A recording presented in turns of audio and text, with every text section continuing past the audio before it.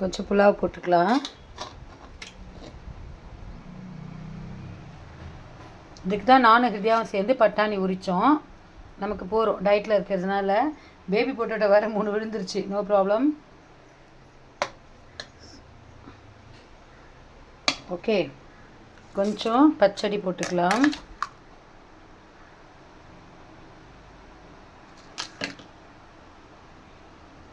Super. கத்திரிக்காய் இருக்கு இல்லையா, இது கொஞ்சம் எடுத்து போட்டுக்கலாம்.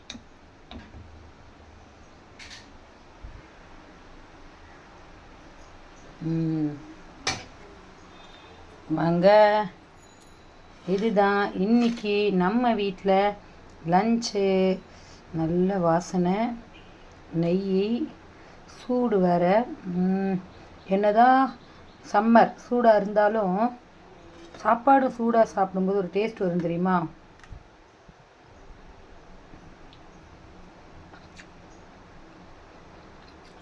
Super friends.